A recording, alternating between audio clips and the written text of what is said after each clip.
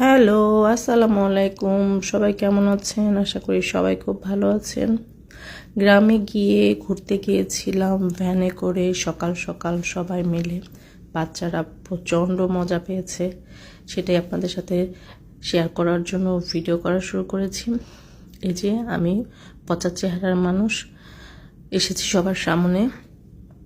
ভিডিওটা করার সময় এত ভালো লাগছিল, ভালো লাগাটা ছিল এই জন্যই যে সকালে ঠান্ডা ঠান্ডা বাতাস, লোকজন কম ছিল, সব মিলিয়ে খুবই একটা মজার সময় কেটেছে আমাদের।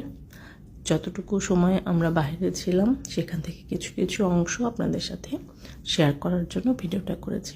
ভিডিওটা ভালো লাগলে সাথে থাকবেন, পুরো ভিডিওটা দেখবেন, গঠনমূলক একটা কমেন্ট করবেন। কে কোথা থেকে ভিডিওটা দেখছেন জানালে অনেক খুশি হব, আর ভিডিওটা কেমন লাগলো জানালে অনেক খুশি হব।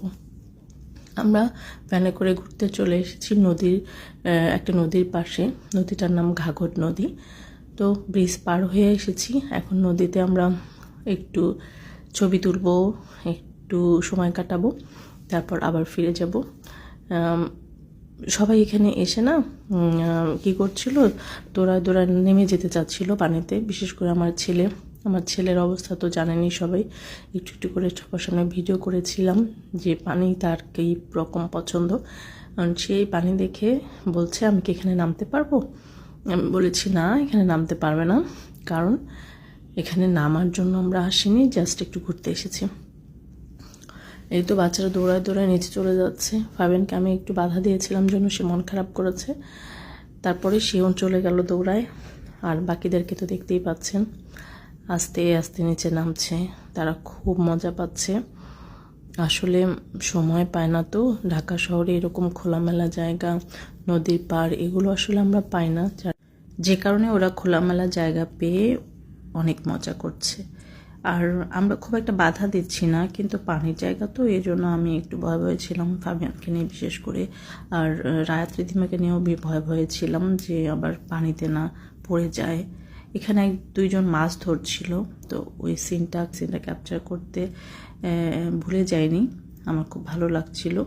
বড়শি দিয়ে মাছ ধরছিল সবাই, আমরা আবার মাছ ধরা দেখছিলাম কিছুক্ষণ। তো এই ফাঁকে আমরা কিছু ছবিও তুলেছি, আপনাদের সাথে সেগুলোও শেয়ার করব।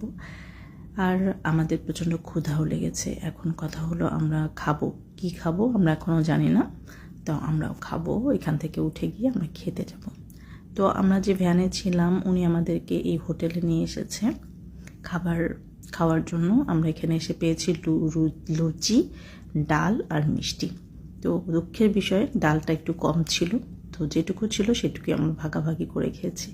তো এই তো খাওয়া শেষ করে আমরা আবার বাড়ির উদ্দেশ্যে রওনা দিয়েছি। আল্লাহ হাফেজ, ভালো থাকবেন।